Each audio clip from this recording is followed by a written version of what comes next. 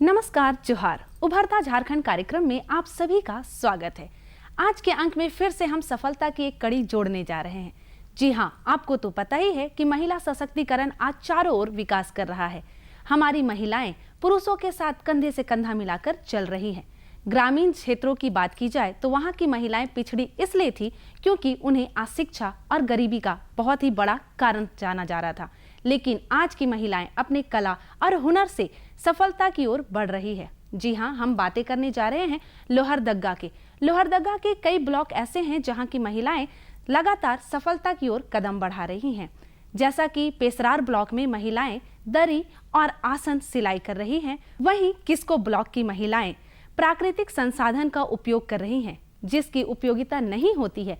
जी हाँ, प्लांट के सूखे पत्तों का तथा लकड़ी से ये जलावन का कार्य कर रही हैं। वहीं सदर ब्लॉक की महिलाएं स्कूली बच्चों के लिए यूनिफॉर्म की सिलाई कर रही है। जी हाँ, अपनी कला और हुनर से बढ़ते हुए इस सफलता की कड़ी को आइए आपको भी दिखाते हैं। झारखंड प्रदेश का एक जिला है लोहरदग्गा। ये क्षेत्र घोर नक्सलवाद से प्रभावित है। यही वजह है कि ये क्षेत्र अशांत क्षेत्रों में गिना जाता रहा है। यहाँ के लोगों की आजीविका मुख्य साधन खेती ही है, परंतु वो भी इतनी सीमित है कि लोगों का गुजारा इससे नहीं हो पाता है। इसकी वजह से यहाँ के लोग या तो गुमराह हो जाते हैं या फिर आजीविका के लिए पलायन कर जाते हैं। अतः जिला प्रशासन, नीति विभाग तथा JSLPS के साथ मिलकर क्षेत्र में लोगों को रोजगार के नए नए अवसर प्रदान कर रहा है। आकांक्षी जिला कार्यक्रम के अंतर्गत जिला प्रशासन क्षेत्र में उपलब्ध संसाधनों का प्रयोग कर लोगों के लिए रोजगार सृजन करा रहा है। इस कार्यक्रम के तहत महिलाओं को स्वावलंबी बनाने पर विशेष बल दिया जा रहा है। यहाँ के किसी गांव में सिलाई के केंद्र खोले गए हैं तो कहीं हस्तशिल्प की इकाई लगाई गई है। कहीं लोगों को पत्तियों से ब्रिकवेट बनाना सिखाया जा रहा है, कहीं लोगों की बागवानी को उन्नत बनाया जा रहा है। इन सब का लक्ष्य एक ही है कि इसके माध्यम से ज़्यादा लोगों को रोजगार प्राप्त हो और वे आत्मनिर्भर बन सकें। इस कार्यक्रम का लाभ लोगों को मिल रहा है और यहाँ के लोग धीरे धीरे खुशहाली की ओर बढ़ रहे हैं। जिले में विकास एक नई गति पकड़ रहा है। देखिए, लोहरदगा में हम लोग कोविड के बाद से जो सिचुएशन आया, बाहर से जो लेबर आए, तो ये थोड़ा सा दयनीय स्थिति था। उनको काम देना था, तो नया ढंग से प्लान करना था। तो हम लोग 2-3 योजना लिए हैं। पहला जो है, जो पेशरार एरिया है, जो उग्रवाद प्रभावित एरिया है, उसमें हम लोग नाशपाती का खेती कराए। 200 एकड़ में हम लोग नाशपाती का प्लांटेशन कराए। उसमें एक और लेबर को रोजगार मिला। दूसरा जो है, उनको 3 साल में जब प्लांट तैयार हो जाएगा, फल आने लगेगा, तो 5 से 6 हज़ार पर पेड़ लोग को कमाई होगा और इस तरह से उनका आय वृद्धि होगा। और सबसे मज़े की बात है, उनको रोज़गार तो मिल रहा है, उनकी भागीदारी देखते बनता है। क्या कि बगल में नेतरहाट एरिया, महुआ डांड एरिया में ये नाशपाती का खेती करने का प्रचलन बढ़ रहा है। और ये हम लोग जो प्लांट लाए हैं वो जम्मू कश्मीर से लाए। और अगर 3 साल बचाना है, जिसमें पहला साल जो है ज़्यादा हम लोगों का चैलेंजिंग है, तो बच गया, पानी की व्यवस्था हम लोग किए हैं, बच गया तो काफ़ी अच्छा होगा इस एरिया के लिए, ज़िले के लिए। लोहरदग्गा क्षेत्र में जंगल बहुतायत में पाए जाते हैं। पतझड़ के मौसम में इन जंगलों में पत्तियों की ढेर लग जाती है। इनमें आग लगाने से पर्यावरण दूषित होता है। अतः पर्यावरण को बचाने के उद्देश्य से और लोगों तक रोजगार पहुंचाने के लिए लोहरदग्गा के किस्को प्रखंड में इन पत्तियों का उपयोग कर ब्रिकवेट बनाने की इकाई लगाई गई है। इस इकाई से कई लोगों को रोजगार मिल रहा है और उनकी गृहस्थी चल रही है। इसकी सोच लगभग 1.5-2 साल पहले जब मैं यहाँ पदस्थापित था, तो फॉरेस्ट फायर जो है वो ईयरली इवेंट हो गया है। सिर्फ इस ज़िले में नहीं बल्कि पूरे राज्य में, पूरे देश में। और हम लोग जो भी एक्टिविटी करते हैं वन अग्नि के रोकथाम के लिए, वो पोस्टमार्टम एक्टिविटी है। आग लगने के बाद बुझाते हैं। पर अगर हम लोग फायर मिटिगेशन प्लान बनाएं जिससे फायर को होने से ही रोका जा सके, तो वो ज़्यादा कारगर होगा।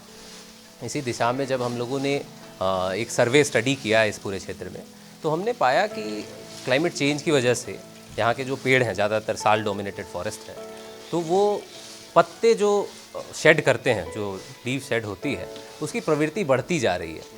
औसतन यहाँ पे लगभग 3000 kg पर हेक्टेयर पत्ते जो है शेड होते हैं लगभग हर फायर सीज़न में 1 हेक्टेयर वन क्षेत्र में। और उन पत्तों का जो टोटल बायोमास है वो फॉरेस्ट फायर की वजह से जल जाता है, और अल्टीमेटली वो सारा जो कार्बन लॉकिंग होती है फॉरेस्ट में वो एटमॉस्फेयर में रिलीज़ हो जाता है। तो हमारा फॉरेस्ट नेट कार्बन सेक्वेस्टर की बजाय वो कार्बन एमिटर होता जा रहा है, जो कि एक बहुत अच्छी चीज़ नहीं है। साथ में फॉरेस्ट का जो पूरा इकोसिस्टम है, पूरा न्यूट्रिएंट सप्लाई है, वो डिस्टर्ब हो जाता है। तो इसी सोच को लेकर हम लोगों ने एक प्लान बनाया कि क्यों नहीं रूटीनली फॉरेस्ट मैनेजमेंट एक्टिविटी के तहत हम लोग फायर लाइंस क्रिएट करते हैं, और वैसे वल्नरेबल एरियाज़ को चिन्हित हम लोगों ने किया। तो यहाँ लगभग 5000 हेक्टेयर का जो एरिया है वो हम लोगों ने पिछले 10 साल के डेटा के सैटेलाइट इमेजरी से जो हमारे पास डेटा आते हैं, वो पाया गया कि ये एरिया काफ़ी वल्नरेबल है forest fire point of view से। तो हम लोगों ने इस एरिया को चिन्हित किया, और यहाँ पे फिर लोकल समिति से विचार विमर्श किया गया, जिला प्रशासन से बात किया गया, और स्पेशल सेंट्रल असिस्टेंस जो SCA का योजना है उसके तहत यहाँ पे ये प्लान बनाकर उसको कार्यान्वित किया जा रहा है।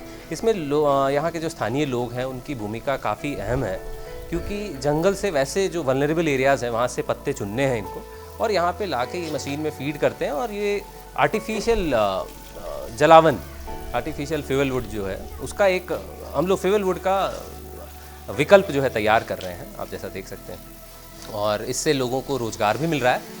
यहाँ पे फॉरेस्ट के जो फ्रिंज एरियाज़ में लगभग 1 दर्जन गांव हैं, शुरू में उनको टारगेट किया गया है, वहाँ के लोग लाभान्वित हो रहे हैं, और इसके बाद धीरे धीरे हम लोग इसको और भी क्षेत्रों में जहाँ पे इसका पोटेंशियल है वहाँ पे इसको रेप्लिकेट किया जा सकता है। यहाँ पे एक और चीज़ महत्वपूर्ण है कि ये जो एक्टिविटी है, ये फायर्स जो लीफ कलेक्शन की, जंगलों से पत्ते कलेक्ट करने की जो पूरी एक्टिविटी है वो फायर सीज़न के साथ कोइंसाइड करती है। फायर सीज़न में ही मात्र हम जो है पत्ते हटाएंगे, और जैसे ही फायर सीज़न समाप्त होता है मई के एंड में, तो उस वक्त पत्ते जो पत्तों का कलेक्शन है उसको बंद कर दिया जाएगा, ताकि जो last spell of forest leaves हैं फॉरेस्ट फ्लोर पे वो रिटेन किया जा सके, जो कि ह्यूमस और रन ऑफ कंट्रोल करने के लिए बहुत इंपॉर्टेंट है। ब्रिकवेट पत्तियों से बनाई गई ठोस लकड़ियों की तरह होती है।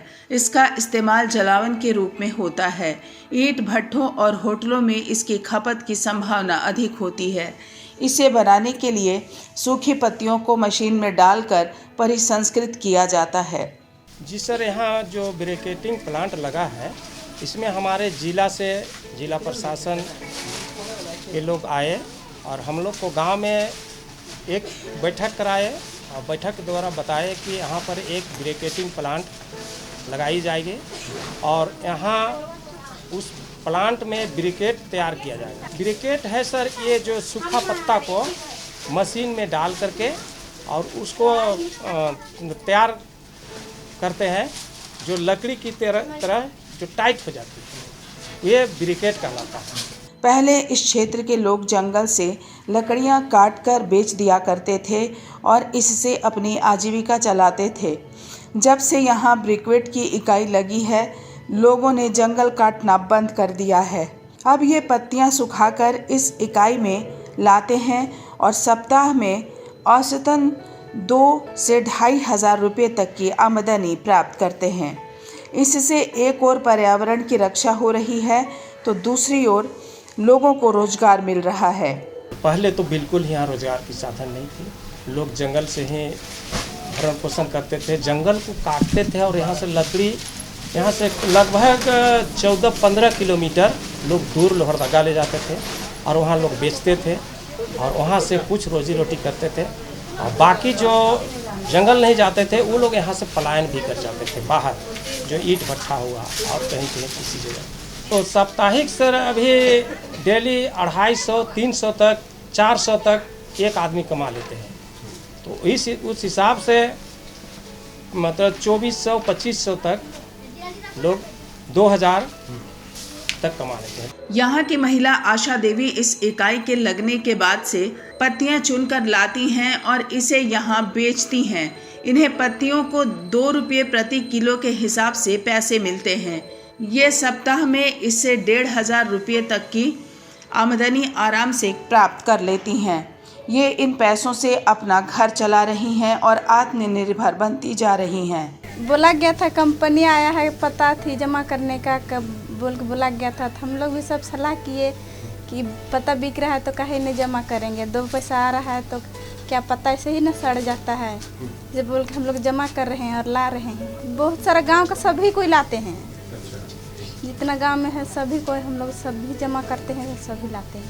कमाई होता है इसीलिए तो हम लोग लाते हैं कि 2 पैसा आ रहा है हाथ में। वो कैसे क्या रेट मिलता है पत्ता का? 1 केजी ऊपर 2 रुपया मिलता है। 2 रुपये। तो दिन भर में कितना आप लोग जमा कर लेते हैं, या ऐसे कितना सप्ताह में कमा लेते हैं?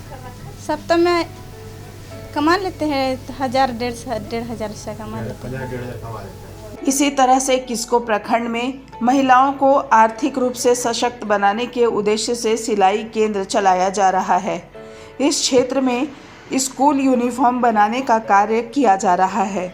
JSLPS यहाँ की महिलाओं को इस क्षेत्र में प्रशिक्षित कर रही है और उनके हाथों में रोजगार देने का काम कर रही है। इससे जुड़ी महिलाओं को प्रति शर्ट 20 रुपये की आमदनी प्राप्त हो रही है। बेसिकली यहाँ 75 दीदियाँ अभी काम कर रही हैं, जिसमें से 60 दीदियों को 72 दिन का प्रशिक्षण हमने विशेषकर यूनिफॉर्म के आधार पर ही दिलाया है। इन सभी दीदियों को यूनिफॉर्म के सारे पार्ट के ऊपर अलग से ट्रेनिंग दी गई। उसके बाद स्पेशलाइज लाइन वाइज जो बैलेंसिंग सिस्टम है उसके बेस पे 4 लाइनें हमने अलग अलग डेवलप कर ली। और साथ ही साथ इनमें से 15 ऐसे दीदी हैं जो इंडस्ट्री में काम किए हुए थे, वो उनके पास एक्सपीरियंस है, तो उनको यहाँ डालने से क्या हो रहा है कि स्पीड जो लानी है उसकी एक आइडिया इनको लग जा रही है, और जो कुछ स्पेशलाइज मशीनें हैं उसको भी वो हैंडल ईजिली कर ले रहे हैं। तो इस तरह से हमने ये पूरा प्लान इनका डेवलप किया हुआ था।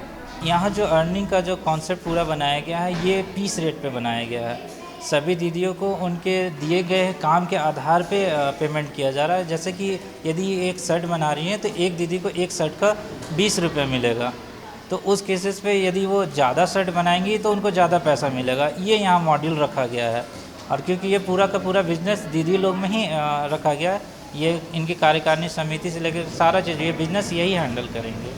किस्को प्रखंड की मालती देवी स्वयं सहायता समूह की मदद से JSLPS से जुड़ी हैं और फिर उन्होंने सिलाई का 72 दिनों का प्रशिक्षण लिया। यहाँ से आने के बाद उन्हें इस सिलाई केंद्र में रोजगार मिल गया है। मालती देवी जो कल तक बेरोजगार थीं, उन्हें आमदनी का एक जरिया मिल गया है। यहाँ जो महिला ग्रुप से यहाँ दीदी लोग आते हैं, तो JCPL जी यहाँ बोले थे कि महिला मंडल में जो ग्रुप हैं जुड़े हुए उससे यहाँ खुलेगा, किसको में सिलाई मशीन उससे लिया जाएगा, रोजगार दिया जाएगा बोला गया था। तो उसी के कारण से हम लोग यहाँ से चिरी चले गए थे 2.5 महीना 72 दिन के लिए। फिर 72 दिन वहाँ से ट्रेनिंग करके यहाँ आए। उसके बाद यहाँ अभी तो नहीं हुआ है, जैसे पीस निकलेगा उसी हिसाब से दिया जाएगा बोले हैं जी, पीस के हिसाब से दिया जाएगा बोले हैं। तो घर आसपास तो ऐसी क्वालिटी वाला सिलाई नहीं होती है, लेकिन जब चीरी में हम लोग गए तो क्या चीज़ का क्वालिटी है वो क्वालिटी हम लोग को पता चला। घर में सिलते थे ऐसे ही, कपड़ा का महत्व नहीं समझते, ज़्यादा काट लेते थे हम लोग। लेकिन हाँ, अभी हम लोग ट्रेनिंग कर लिए तो जान गए क्या चीज़ होता है क्वालिटी। इसी तरह से पेशरार प्रखंड जो कि सबसे ज़्यादा नक्सल प्रभावित क्षेत्र है, वहाँ दरी बुनाई इकाई की स्थापना की गई है। इस इकाई से खासकर महिलाओं को जोड़ा जा रहा है, उन्हें प्रशिक्षित कर उन्हें दरी बनाने का कार्य सौंपा जा रहा है। ये इकाई भी महिलाओं की आर्थिक परेशानी दूर करने में मददगार साबित होगी। हमारा एक इनिशिएटिव है जिसमें महिलाओं को मुख्य रूप से एम्प्लॉयमेंट दिलाया गया है। इसके अलावा दूसरा हमारा इनिशिएटिव जिसमें हम महिलाओं को एम्प्लॉयमेंट दिला रहे हैं वो है पेशरार प्रखंड। तो लोहरदगा का एक तरह से मानिए सबसे ज़्यादा नक्सल प्रभावित जो हमारा प्रखंड है वो है पेशरार प्रखंड, जिसमें पलायन बहुत ज़्यादा होता है। तो उसमें महिलाओं को एम्प्लॉयमेंट दिलवाने के लिए हम लोगों ने एक दरी बुनाई यूनिट सेटअप की है, जिसमें 35 महिलाओं का चयन किया गया है उन्हें एंड टू एंड दरी बनाने की कला सिखाई जा रही है। साथ ही में सबसे ज़्यादा इसमें जो दिक्कत रहती है ज़्यादातर इनिशिएटिव्स में वो ये रहती है कि मार्केटिंग नहीं हो पाती है, जिसकी वजह से सेटअप हो जाता है लेकिन कई बार सेटअप जो है डिफंक्ट हो जाता है। तो हमने इसके लिए ये प्रयास किया कि एक मार्केटिंग, एक बैकवर्ड फॉरवर्ड लिंकेजेस हम लोग इस्टेब्लिश करके पहले से चले हैं। Regularly for a 2-year period जिस ऑर्गेनाइजेशन को हमने दरी बुनाई के लिए हायर किया है वो for a period of 2 months उनका मार्केटिंग चैनल भी इस्टेब्लिश करेगी। इस पीरियड में हम लोग रेगुलरली मार्केट में और अपॉर्चुनिटीज़ भी ढूंढने की कोशिश कर रहे हैं, जिससे 2 साल ख़त्म होने के बाद भी उनको मार्केटिंग में किसी तरह की दिक्कत नहीं हो। दरी बनाने के कार्य से उन महिलाओं को जोड़ा गया है जो लगातार 6 महीने तक इसके प्रशिक्षण का हिस्सा बन पाईं। इसमें महिलाओं को किसी डिग्री की आवश्यकता नहीं पड़ी, उन्हें बस जरूरत थी मेहनत के साथ इस कार्यक्रम से जुड़े रहने की।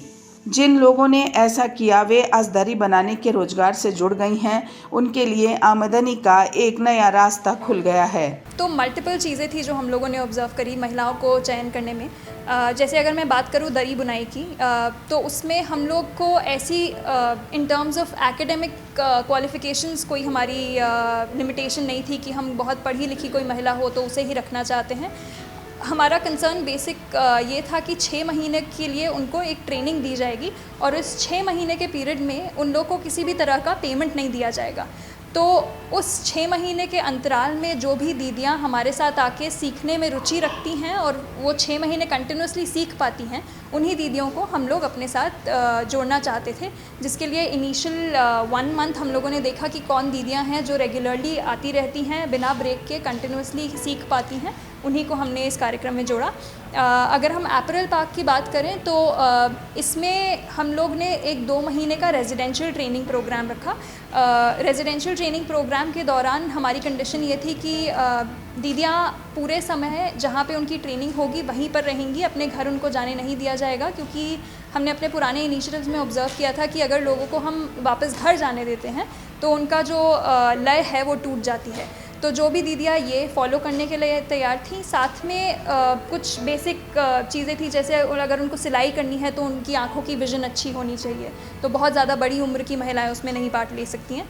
इस तरह की कुछ कंडीशंस थी। फिर इसके अलावा क्योंकि हमने जिस प्रखंड में अपना सेटअप किया है, हम चाहते थे कि उस प्रखंड से दूर की दीदियाँ नहीं हो, नहीं तो वो रेगुलरली आ नहीं पाएंगी, तो उसी प्रखंड की दीदियों को हमने इसमें इंगेज किया है। इस क्षेत्र में प्रशासन के सहयोग से मुख्य रूप से 5 प्रक्षेत्रों में कार्य हो रहे हैं: स्कूली शिक्षा, कृषि, स्वास्थ्य एवं पोषण, आर्थिक समावेशन एवं मूलभूत ढांचे। कोरोना के पहले इस क्षेत्र में स्कूलों का जीर्णोद्धार हुआ और उसे एक मॉडल के रूप में पेश किया गया। जिला प्रशासन लोहरदगा के साथ मिलके हमारा जो मूल मकसद है वो किसी भी घर से जुड़े हुए 5 प्रक्षेत्रों को सुदृढ़ करने का है, जिसमें स्कूली शिक्षा, कृषि, स्वास्थ्य एवं पोषण, आर्थिक समावेशन एवं मूलभूत ढांचे उनके क्षेत्र हैं। अगर मैं कोविड-19 लॉकडाउन से पहले की बात करूं तो हमने स्कूली शिक्षा में विद्यालय प्रबंधन समिति के सुदृढ़ीकरण को लेके 50 विद्यालयों को दिल्ली सरकार का जो मॉडल था उस पे हमने पायलट किया, जिसके अंतर्गत हमने पाया कि विद्यालय प्रबंधन समिति के माध्यम से विद्यालय स्तर की जो समस्याएं थी उन सभी को हम सॉल्व कर पाए। साथ ही शिक्षक अमूमन सपोर्टेड महसूस नहीं करते हैं। उस इनिशिएटिव के माध्यम से हमने शिक्षकों के लिए, एजुकेशन फंक्शनरीज के लिए हमने एक सपोर्टिव इकोसिस्टम तैयार करने की कोशिश की। लोहरदगा क्षेत्र में पलायन एक बहुत ही बड़ी समस्या है। लॉकडाउन के काल में प्रवासी मजदूरों का इस क्षेत्र में वापस लाना प्रशासन के लिए एक बड़ी चुनौती थी। अब प्रवासियों को रोजगार से जोड़ने के लिए यहाँ कृषि के क्षेत्र में कार्य किए गए। यहाँ सिंचाई को दुरुस्त करने की कोशिश की गई। पेशरार क्षेत्र में नाशपाती की बागवानी कराई गई। इससे लगभग 250 किसानों को जोड़ा गया। इतना ही नहीं, महिलाओं को प्रशिक्षित कर उन्हें स्कूल यूनिफॉर्म बनाने के कार्य से भी जोड़ा गया है। लॉकडाउन से पहले भी हमें मालूम था कि लोहरदगा जिले में एवं अन्य पड़ोसी जिलों में माइग्रेशन एक काफ़ी बड़ी समस्या है। पर उसको हम संख्या बल के रूप में लेके आ पाए लॉकडाउन के दौरान, जब हमारे प्रवासी मजदूर वापस आने लगे। जैसे कि लोहरदगा जिले में ही लगभग 45,000 प्रवासी मजदूर वापस आए। तो जो एक बहुत बड़ी समस्या जिला प्रशासन के सामने थी वो थी कि प्रवासी मजदूर एवं उनके घरों में जो रोजगार की जो की अपॉर्चुनिटीज़ थी जो कि लॉकडाउन के दौरान चली गई, उनको हम किस तरीके से फिर से स्थापित कर सकें। इसी क्रम में हमने कृषि के क्षेत्र में हमने सिंचाई, चूँकि लोहरदगा में एक बड़ी समस्या है, हमने सोलर लिफ्ट इरिगेशन के माध्यम से सेंधा प्रखंड में 7 साइट्स पे लगभग 200 एकड़ क्षेत्र को सिंचाई अंतर्गत लाने का एक पायलट किया, जिसको भी सभी प्रखंडों में स्केल अप किया जा रहा है। साथ ही पेशरार हमारे ज़िले का सबसे अंदरूनी प्रखंड है, वहाँ पे हमने राज्य सरकार से नरेगा अंतर्गत नाशपाती बागवानी की विशेष परमिशन दी। तो झारखंड में हमारा जिला पहला जिला है जो नाशपाती बागवानी नरेगा के अंतर्गत कर रहा है। वहाँ पे हम 300 एकड़ में लगभग 250 किसानों के साथ में नाशपाती बागवानी करवा रहे हैं। साथ ही चूँकि सरकारी विद्यालयों में प्रत्येक वर्ष लगभग 1.5 लाख यूनिफॉर्म्स हम बाहर की फैक्ट्रियों से हम लोग प्रोक्योर करते हैं। इसको हमने बड़े बिजनेस अपॉर्चुनिटी के रूप में देखा। हमने 60 दीदियों के साथ में किस्को प्रखंड के पुराने मुख्यालय में हमने एक बहुत ही इंडस्ट्रियल ग्रेड का अपैरल पार्क सेटअप किया है, जिससे प्रत्येक वर्ष ना सिर्फ हमारे सरकारी विद्यालयों में उन्नत किस्म की यूनिफॉर्म सप्लाई की जा सकेंगी, बल्कि ये दीदियाँ इस पूरे व्यापार को चलाते हुए प्राइवेट वेंडर्स से भी काम लेंगी एवं पूरी तरह से इसको बिजनेस मॉडल के रूप में इसको चलाएंगी। झारखंड में कई ऐसे क्षेत्र हैं जहां के लोग आज भी गरीबी से जूझ रहे हैं। रोजगार के अभाव में उनकी जिंदगी दयनीय बनी हुई है। लोहरदगा जिला भी एक ऐसा ही क्षेत्र है। नक्सल प्रभावित क्षेत्र होने के कारण यहाँ की समस्याएं और भी गंभीर हैं। अतः इन क्षेत्रों में लोगों के विकास के लिए सरकारी योजनाओं का क्रियान्वयन अति आवश्यक है। आकांक्षी जिला कार्यक्रम ऐसे ही कार्यक्रम में से एक है, जिसने इस जिले में एक नई पहचान दिलाई है। क्षेत्र में रोजगार के अवसर बढ़ रहे हैं और प्रशासन के सहयोग से लोगों में नई उम्मीद जग रही है। देखा ना किसान भाई बहनों, सफलता के मार्ग में कोई भी काम छोटा या बड़ा नहीं होता है, बस आपकी सोच और हिम्मत बड़ी होनी चाहिए। हम तो यही कहेंगे, शिक्षित होइए और विकास की ओर बढ़ते जाइए। आज के अंक में इतना ही। फिर से आपसे यूं ही बातें करेंगे अगली अंक में। तब तक के लिए दीजिए इजाजत। नमस्कार, जोहार।